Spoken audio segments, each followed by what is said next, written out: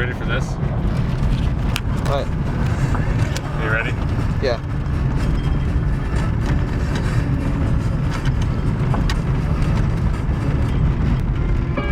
Since as long as I can remember, I always love listening to stories. From the porch to the campfire, there's nothing like a half-drunk night under a full moon while you're listening to someone tell all of life's masterful illustrations. I think that's why I've always felt a kinship to songwriters.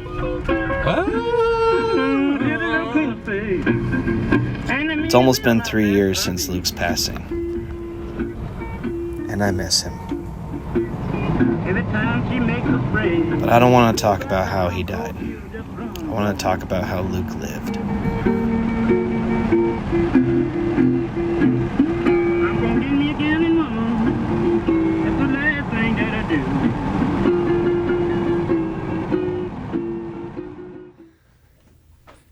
You got a good Luke story that you want to share, JP? Well, my favorite Luke story,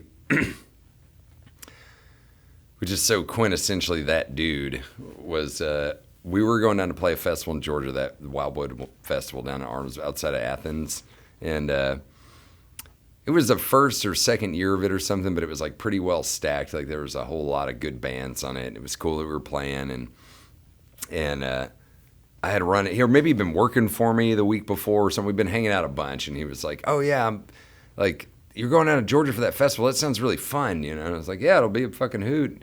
He's like, "Well, man, can I come with you?" And I'm like, "Sure, fuck it, we got room in the van. Like, jump in. You want to come?" Yeah, I was like, "I'm not." I mean, but he was just like, "Can I ride along?" Basically, and I'm like, "Yeah, of course." And Luke immediately, as soon as we all wake up in the van, he's like, "Oh man, well, I was wondering, like, maybe I could sing a couple songs with the band." And I'm like, "Kiddo, like, look, man, I'm the one got hired for this. I'm the one getting paid for it. I'm the one bought the van, hired these dudes." You know, I was like, "I don't know." Sell You know? some t-shirts. Yeah, I was kind of like, "Come on, Luke, you're already getting a free ride." And I'm like, getting you in on the band. Like, we listed him as like road crew, you know, on our like advance sheet. We're just like, yeah, like he works for us. And all he was doing was just flirting with girls and drinking free beer from the backstage, you know. But we do our little sound check and we get set up. And we were like the second or third band on the first day or something like that. And he kept talking about like, "Oh man, it'd be really cool. Like, man, I could just do a couple tunes." And I'm like, "It's my fucking show, Luke. Like, fuck off, dude. What are you doing?" And I walk off and I'm like socializing, talking to people, doing whatever. And I come back about 45 minutes later to find the little son of a bitch. He's corralled my whole band behind the stage and he's teaching them his songs. And he's already taught them like a whole tune and he's going through the changes and people have got their instruments out and they're like, all right. And I don't know if he just straight up lied or somehow razzle-dazzled them to think that like I had signed off on all this. And I walked up and he was like a fucking deer in headlights. Like he looked over at me in the middle of a song and just stopped playing and just stared at me like kind of terrified. And I was like, "Man, I know what you're getting up to, Luke." And he was like, "Well, and I was like, "Here's the deal." I was like, "You got an hour and 12 minutes to learn every song in my set on rhythm guitar, and then you can play one of your songs, but you got to be on stage the whole time." And he's like, "Well, I don't know any of your songs." He's like, "Well, my fucking band didn't know any of yours until 45 minutes ago. Learn." I was like, "Here's the set list, dude. Get on YouTube, figure it out." And no shit, he went back to the van, got his phone out, and he learned the fucking rhythm chords for every song in my set. Got up there and waited patiently until I finally was like, "All right, kid, like, go on, like, take the mic." And he fucking blew it out of the water.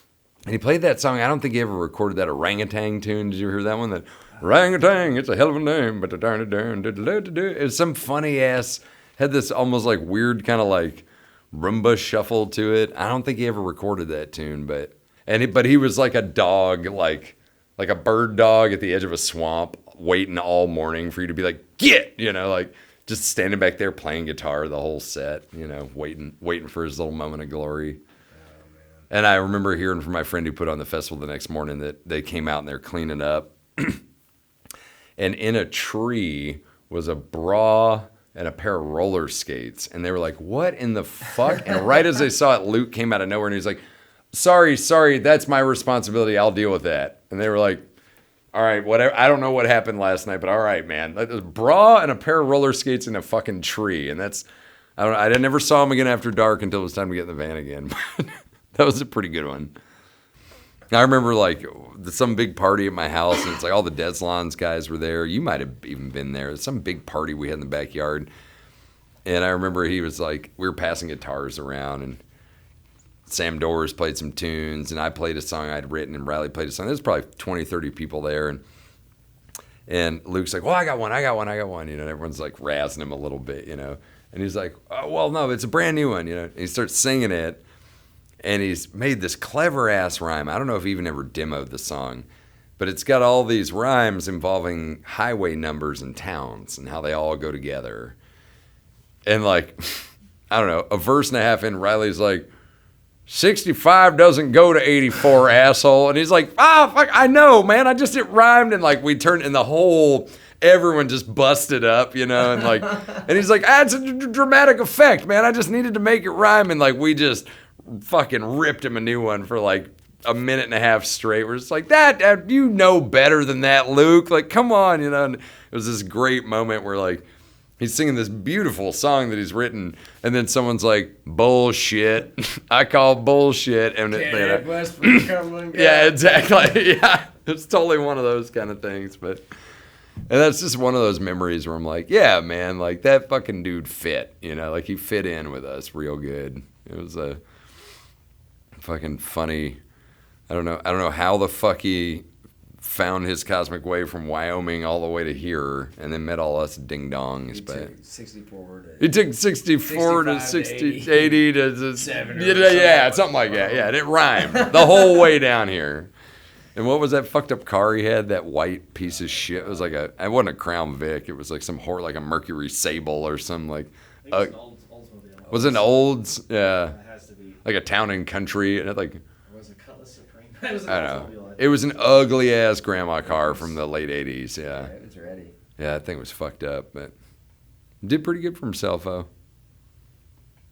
I don't think he. Yeah, I mean, nobody can say he didn't fucking get here and have the ultimate serendipitous Nashville success story either, you know, just by being him and doing his shit. And I think forever I will always be happy to know that, you know, it might be a pretty tragic story that got cut short, but like he got the best of it when he came here, you know.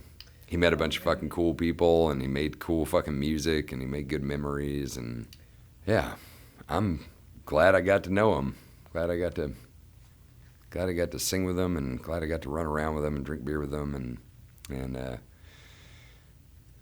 when I'm hopefully very old and gray, I'm I'm going to be very thankful that I got to spend the years I did with Luke. You know, it's not going to take any of that for granted. Yeah, I feel like, you know, years down the line, you know, we can think about what could have been with Luke. But, you know, at the end of the day, I think it's just about being grateful for the time that we had with him and the great times that we had. We played some awesome music. We played some shitty music. Yeah, did that too. We had some great times. We had some horrible times. Yeah, yeah. But I wouldn't trade it. No. I mean, it's just, you know, things are going to go the way they go sometimes, and I think you're right. I think that I'm just very, I wish dude had stuck around a little bit longer, but I'm pretty glad that I got to spend the very quality and intimate time with him that I did, you know, and yeah, I think it's going to inform a lot of choices I make in the rest of my life, you know, that I got to have some moments with somebody so creative and naturally talented. So. And he's a surprisingly good kisser. Fucking, you know, I've kissed him too.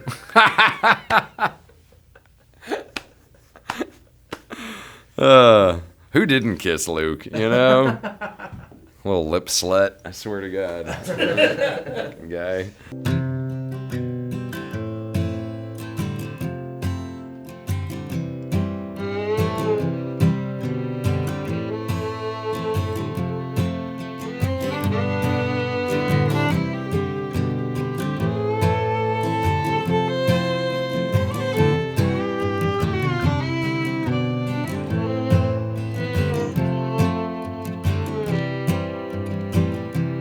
I get loud when I get mad, I get tough when I get sad. I'll tangle with the horns like a Spaniard in the pit. And I'm here to play for blood, boys, and I'll be here till the end. Oh, I am the bravest bullfighter that ever dared the pen. Yes, I am the bravest bullfighter that ever dared the pen. Oh, I've tied one on tonight, and I'm mean enough to fight. I'm looking for a world to disagree. So sound the trumpets, folks, and grab your lances, friends, for I am the bravest bullfighter that ever dared the pen. Oh, I am the bravest bullfighter that ever dared the pen.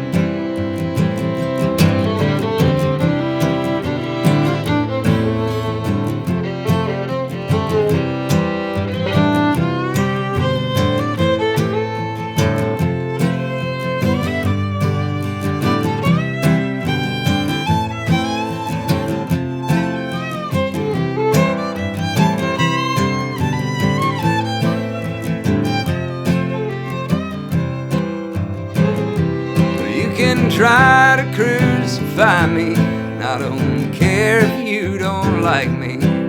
I tell you I'll be waiting in my golden cape. And when the spit meets the dirt, boys, I'll greet you with a grin. For I am the bravest bullfighter that ever dared the pen. Oh, I am the bravest bullfighter that ever dared the pen. Now some folks are getting tired, they get old and lose their fire. They find the grace of light to lean upon. But do the bull, says I, just as long as I live. For I am the bravest bullfighter that ever dared the pen.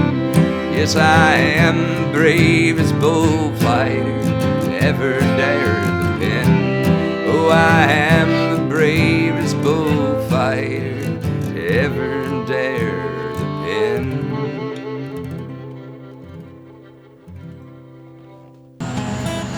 Go ahead and clap for us, Luke. All right, go ahead.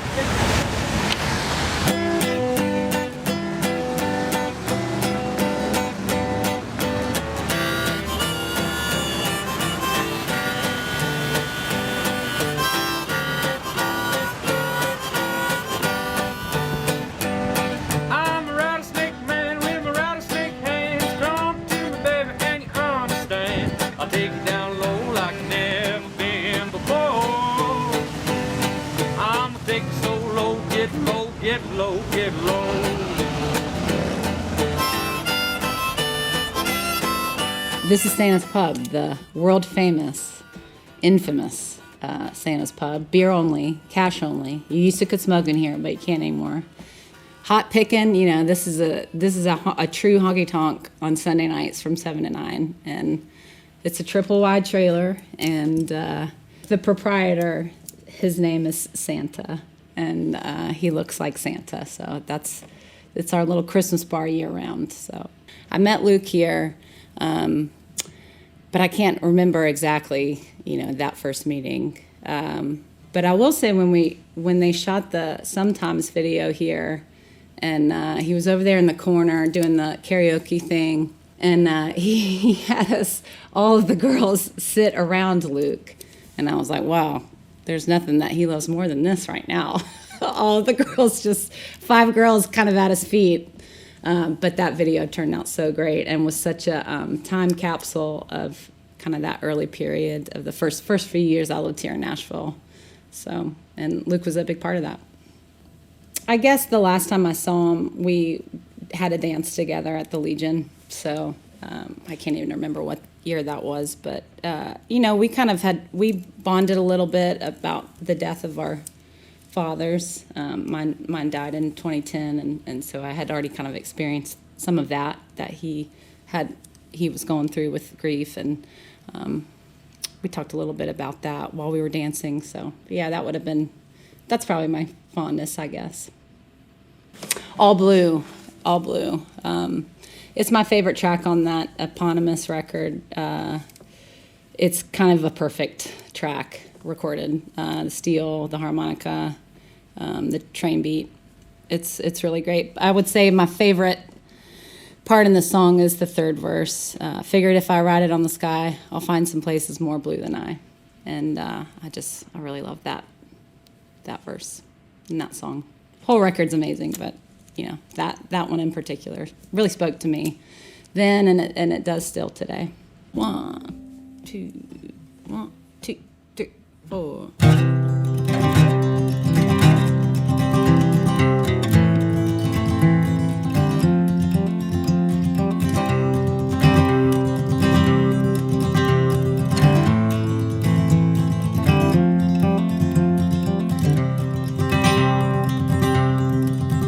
All blue,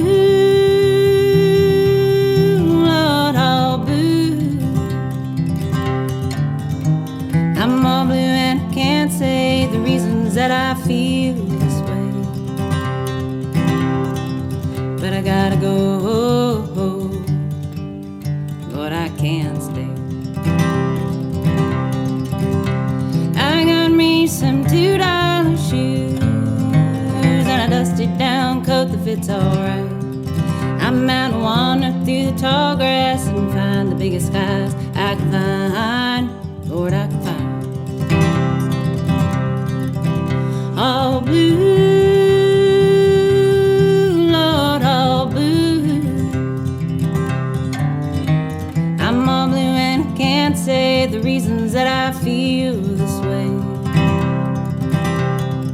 but I gotta go, Lord, I can't stay. I left my loving God howling on. I left her standing in an open door. Said, honey, turn your lamp down. I'm headed for the cloud, far, far away, far from the south. All blue, Lord, all blue. I'm all blue and can't say the reasons that I feel this way, but I gotta go, Lord, I can't stay.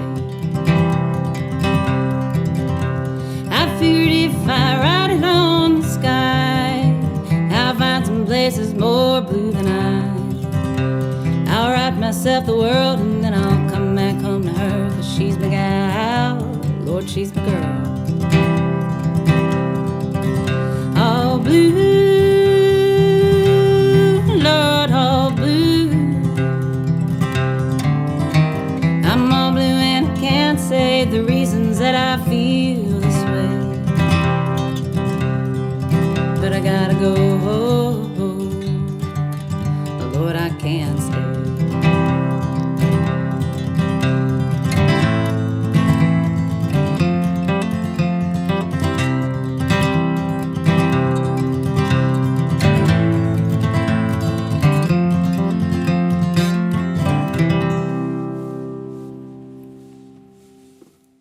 Does it need to be like a full I just blown? talk about when I play. No, it could be- Yeah, you should talk about that. Yeah.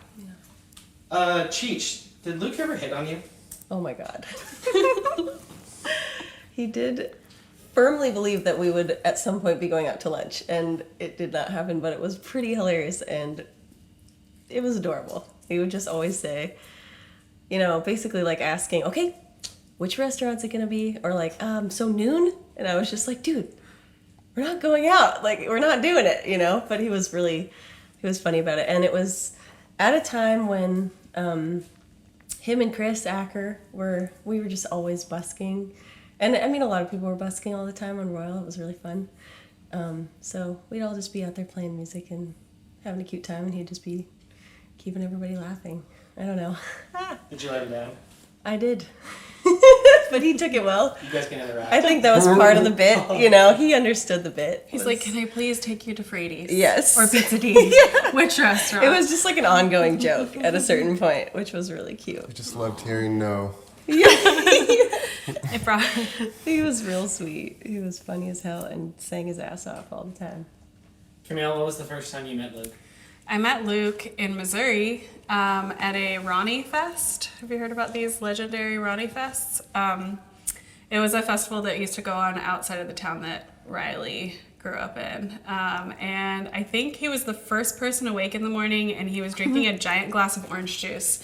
And he had driven in late, so I hadn't met him the night before. And he was just like a ray of sunshine, walking around with his orange juice. And I was like, who is this guy? I had heard so much about him, but it was funny meeting him in person. Yeah, he lived up to the hype. Yeah, he definitely lived up to the hype. Yeah, I mean, the first time I met him must have been like, I can't remember what year he came down to New Orleans, but it might have been 12 years ago or something like that. And we were both living in the Lower Ninth Ward in Holy Cross. And he just showed up, and he was staying in a trailer right next to our friend's house on Sister Street. And every time I'd go over there, I could like just hear him practicing yodeling, you know, in his trailer alone. Which is a good place to practice Showering yodeling. in the trailer, yodeling. Better than in a friend's house. But he came to town and he was like, I'm putting a band together. You want to play bass? And he got Kiki Cavazos to play in the band too, and John Hatchett. And Luke was leading the band, but he wanted all of us to play our own songs. And so that was the project. We all learned each other's songs, and we just kind of came up with little arrangements. And we only played maybe for that one season for like 6 months, but that's when I first met him. Yeah, I mean, he was always asking how you're doing. Yeah. He's very kind and considerate. He wanted to make everyone feel really comfortable and included. Mm-hmm. And that was really, really nice because not all 20-year-old boys are like that. True. Yeah. Yeah. He always wanted to cook and like make big meals and just have fun with everyone. Yeah, he was just so full blast. Yes. At all times, you know? At 100 all the time. 100 It all the was at time. 100 all the time. Yeah. When I saw him, I'm sure people who were living with him felt a little differently. But Well, yeah, when I saw him too, he was always like staying in the driveway and just wanted to like kind of make everyone feel good. He's like buying all the food because he was staying there and just very gracious and considerate. Yeah. yeah, big smile too. Yes. Remember that smile forever. Yes. All the smile lines. Yeah. Blue eyes and smile lines. 1, 2, 1, 2, 3.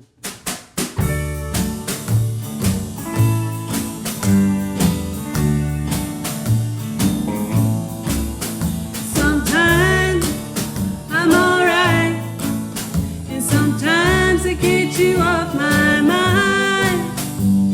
But other times, all I do is cry. I cry. And sometimes I feel well, and sometimes, oh honey, I feel so swell. But other times, oh Lord, I feel like hell, like hell. I moved on about a month ago. I packed my bags and I hit the road. I said bye bye, baby mine. See you some sweet day. She cried big sour tears and closed the door. After these tears fall, I won't see you no more. Said don't you leave a thing to remember you by. Sometimes I'm alright, and sometimes I get you off my mind. But other times, all I do is cry.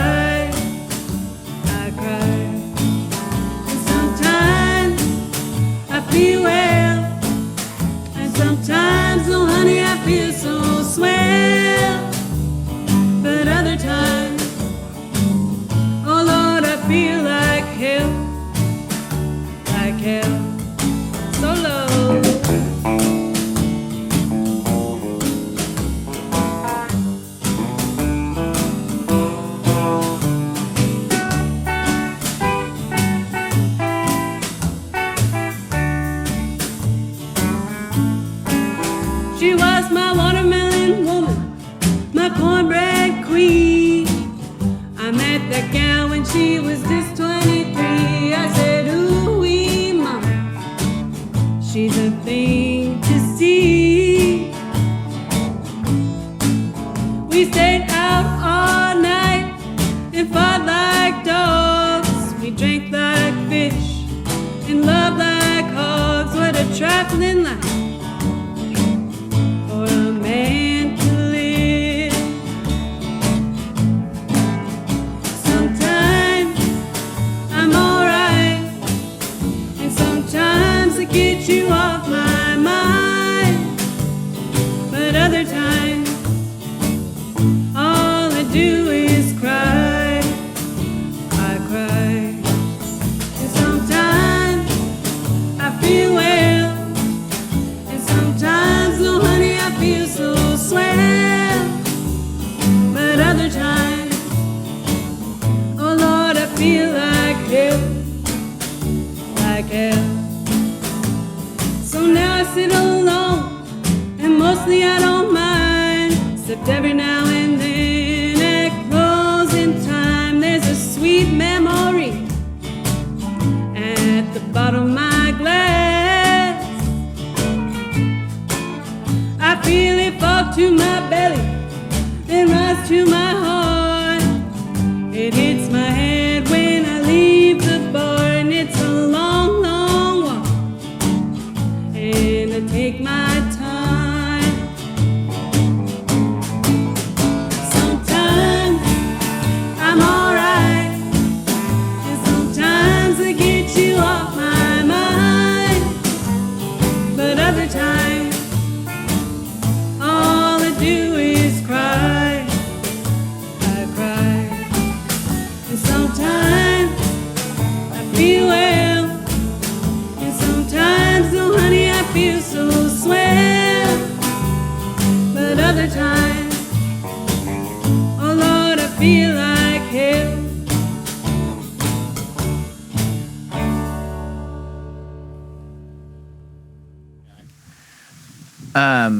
Should I wait for the breeze to pass?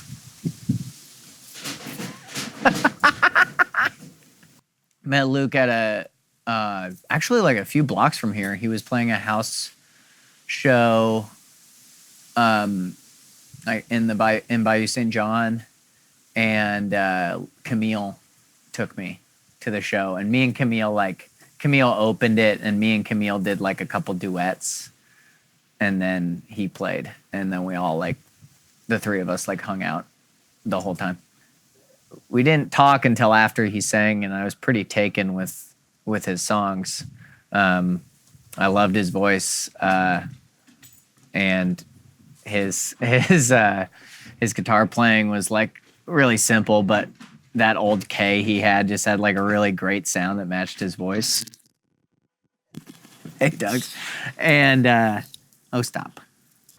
Yeah, he was just really, really nice and funny, and but just like really had, it sounds so stupid and not real, but really like twinkle in his eye, and just like, I don't know. He was just also, for me, I was like 21, 22 maybe, and had just started hanging out here and like playing my songs and stuff. And he, to me, was like this like super successful guy, and he and that he would like sit on the porch of Sister Street and listen to everyone's songs. It's like that thing where it's like, I feel like the best people are always the most encouraging, because they're like not threatened or something, or they don't feel like they have something to prove. I mean, he had something to prove. He wanted to be a star and shit, but that's, I guess what I'll say is that's what really surprised me by him, that he surprised me with, was his ability to, sorry, I'm getting distracted by Doug. Doug, hey, come here. We went out busking, and we put together a little busking band, and we just played. We sat on, me and Luke held the spot until the band got there, and we just traded songs, and we made like $40 between us, just hanging out in the morning, drinking coffee, sitting on buckets, playing music.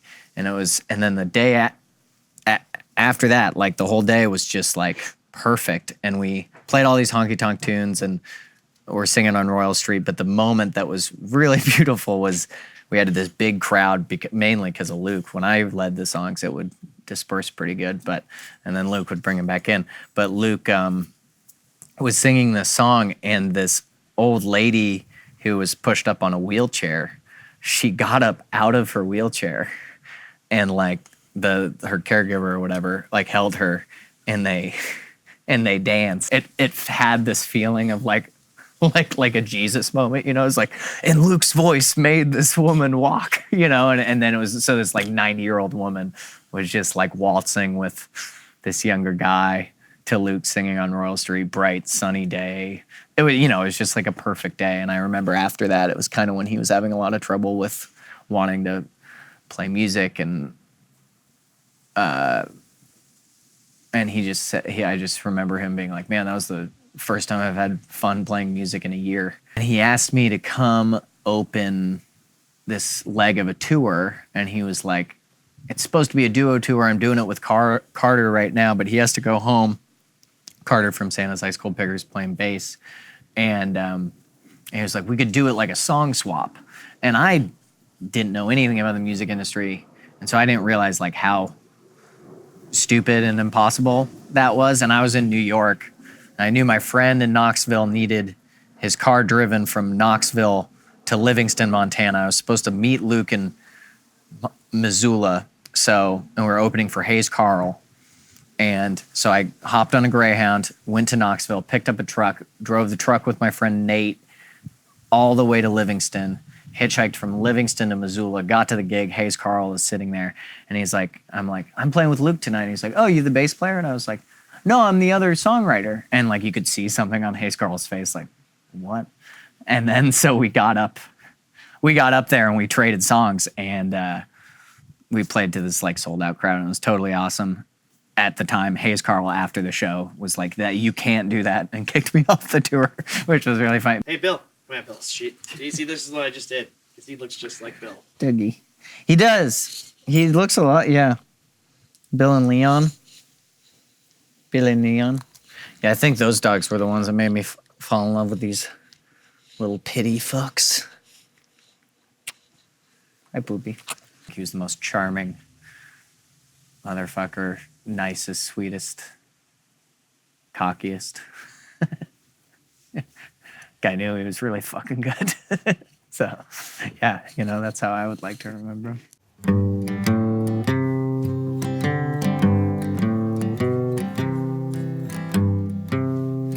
Are there cigarettes in heaven?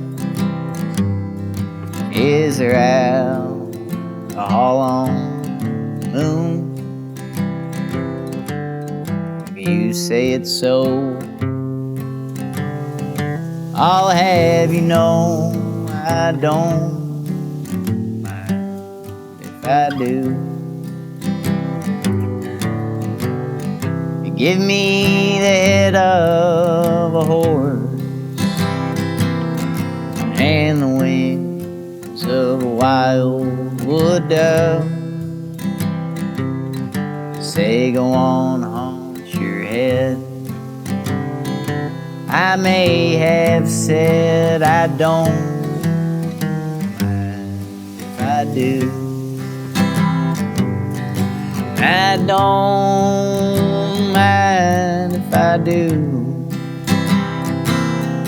I don't mind if I do. If it's alright with you, the sky is still blue. I don't mind if I do.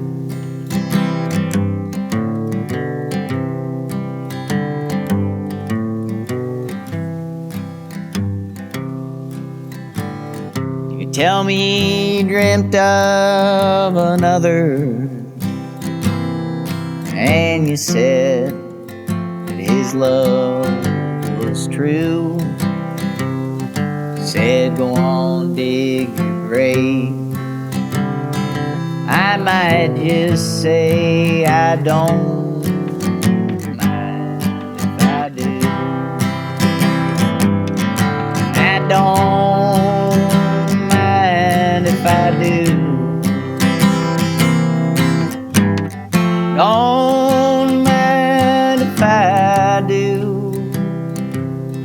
If it's alright with you. Sky is still blue. I don't mind if I do.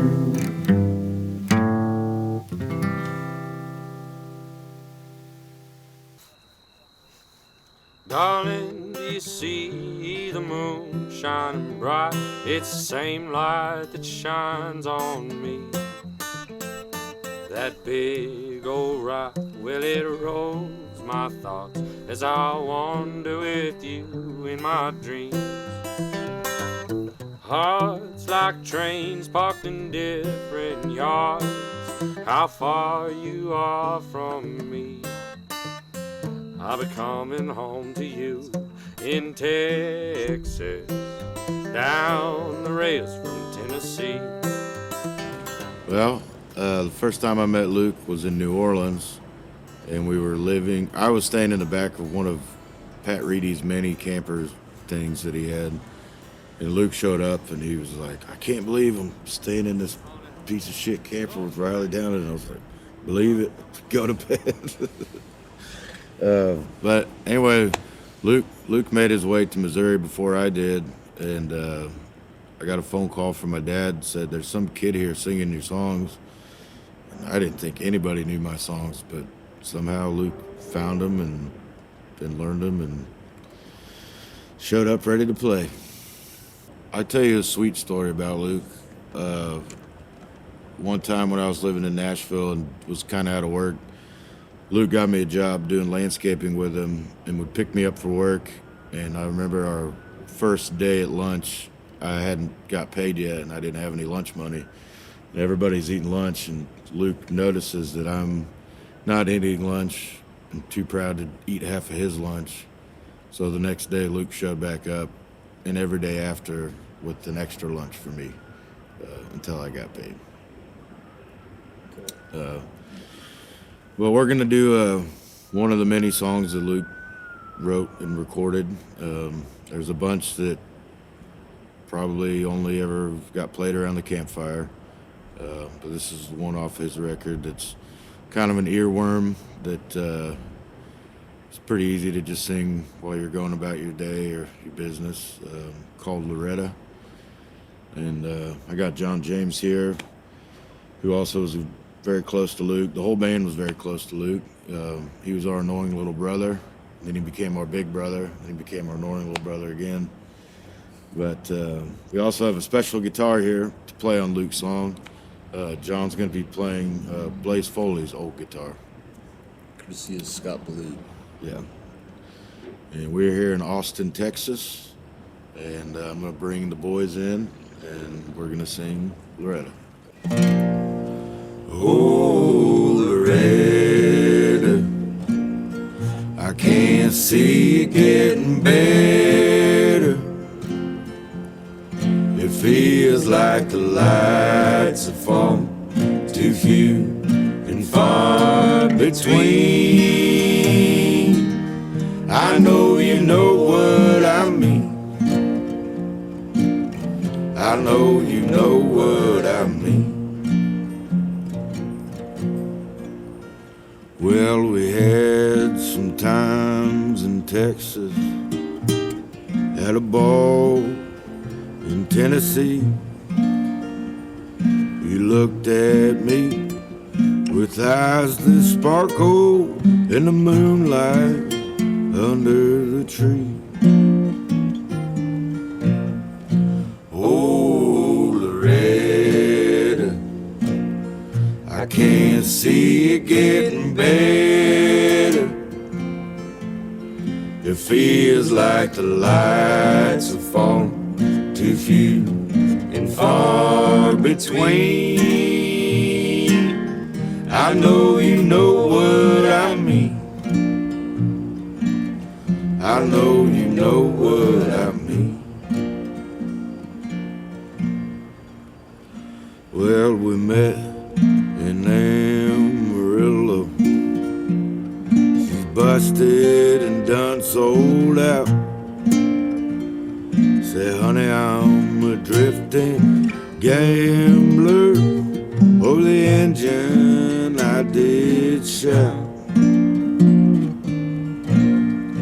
Oh, Loretta, I can't see it getting better. It feels like the lights have fallen too few and far between. I know you know what I mean. I know you know what I mean. Well, the memories dance behind us, dark shadows on the cold stone wall.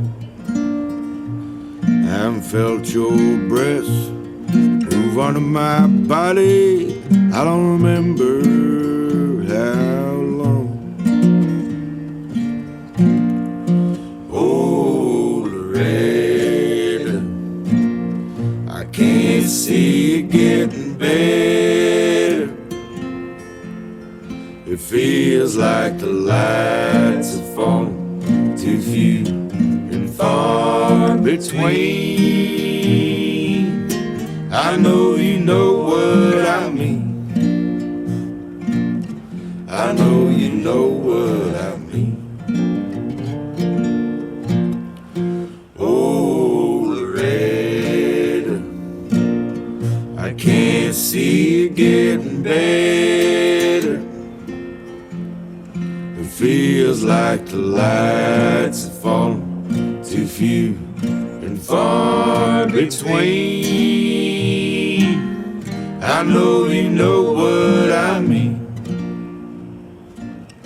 I know you know what I mean. The first time I met Luke, that I remember meeting Luke, was at Birgit Burke's house. She's a kind of a matriarchal figure for us younger ne'er-do-wells in the Laramie music scene. And he was this 19-year-old college student with this big, bushy, curly hair. And he had like his baggy pants on. He used to like telling people in Nashville, Pat knew me when I still wore baggy pants. Anyways, he was a 19-year-old college kid, and he played me a couple songs. We were passing the guitar around and drinking a bunch of whiskey at Birgit's house. And then I came through maybe like 4 months later and hung out at his apartment. At first, I didn't like it when I met him when he was 19, because it was definitely like kind of college bro-y, a little bit hippie influence, Laramie is what it is, if you're 19-year-old in Laramie. But the songwriter he grew into was amazing. And musician too. He was a great guitar player too. And he, heard arrangements. He had an ear. Not only could he tell stories, but he had an ear for it and was very serious about it. He took it seriously. It was always fun playing music with him, co-fronting the band together. For whatever reason, whenever I would sing Mind Your Own Business, if he was in the audience, I do it as a call and response, mind your own business, mind your own business. For whatever reason, Luke liked to try to get everyone to shout Luke Bell instead. So it'd be like, mind your own business, Luke Bell. And sometimes he'd get other people to do it too, which made him delighted. His eyes would glow. He was driving Santa of Santa's Pub crazy one time. He climbed into the trash can at Santa's just because he felt it. So he's like, you look over and there's Luke Bell standing in the trash can. And Santa saw this and came running across the bar. Ah, damn it, get out of the trash can. And yanked him out of the trash can. And he apologized to Santa. Santa turned his back, walked around, and Luke stepped right back in the trash can, drinking his beer. He used to really, man, he used to get Santa's goat. He had this, he had this Buick LeSabre, which he would alternately either say, it's French for the saber, or he would say, she's a dancer. Because, you know, powerful ass car with a V8 in it. But it was in Alabama, we were touring, it was 5 people in that car. Some of them kind of big dudes. The car was squatting. Luke Bell is driving, and we're going down a straight road. It was snow, tiny bit of snow. And the road is straight as the barrel of a gun. But there's cars in the ditch everywhere because it's Alabama. Nobody knows how to drive in the snow.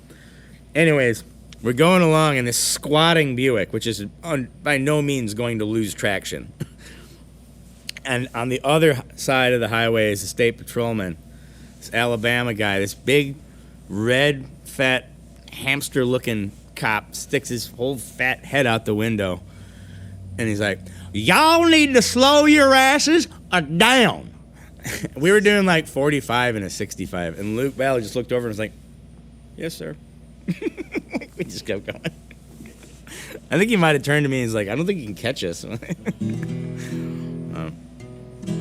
That was fun. We're at the White Horse Saloon in Austin, Texas.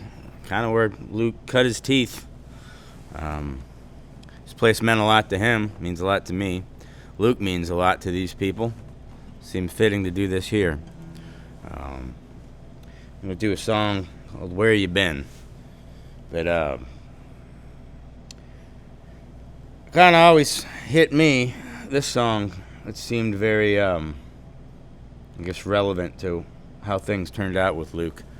It's almost like he knew what was happening, you know, what was coming. So, here's to you, Luke.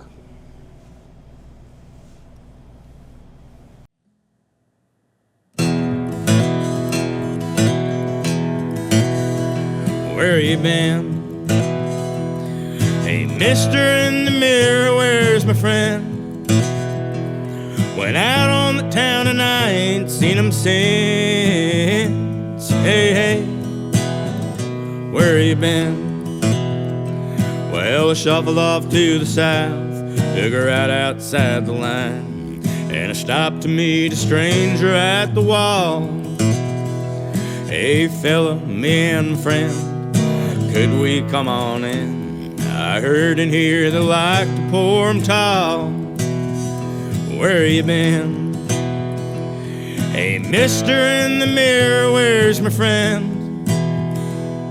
Went out on the town and I ain't seen him since. Hey, hey, where you been? Well, I turned to my left and I grinned. I turned and lost my friend. The air was thick and sticking to my clothes. And I waited around till the end, though I said I'd stay till 10. Everyone here knows that's how it goes. Where you been? Hey, mister in the mirror, where's my friend? Went out on the town and I ain't seen him since. Hey, hey, where you been?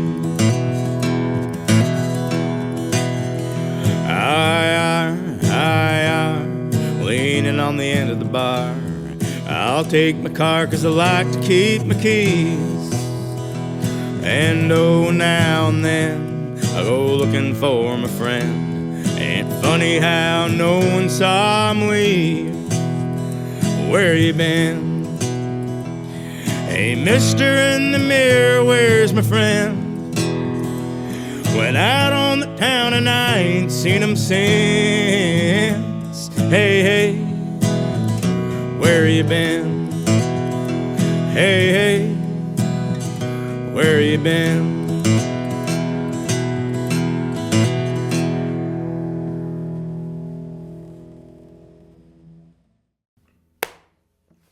Sinking ships. Last night I swam on ocean filled with sinking ships. losing time and money to the rhythm of swaying hips. Things closed down around 2:30 and everybody's leaving, trying to beat odds. I'll never break even. How's it going, honey, is the first thing that I'll say. I'm not trying to be cruel, it's just late and I'm lonely. I know it's a long shot, sorry I'm acting like I'm being, trying to beat odds. I'm never breaking even. But oh honey darling, I promise my luck will change. Come tomorrow morning, you'll be so glad that you stayed. Why do you look around? How come you say that you're leaving? Trying to beat odds, I'll never break even. I haven't closed my tab, I'll probably forget. I spent all my quarters on jukebox country hits. I burned my last cigarette and I took it in while breathing, trying to beat odds. I'll never break even. Shuffling down the sidewalk, my pants drag under my boots. I leave the friendly sidewalk lined up at the taco booth. As I jingle my ring of keys, I'm almost believing, trying to beat odds. I'll never break even.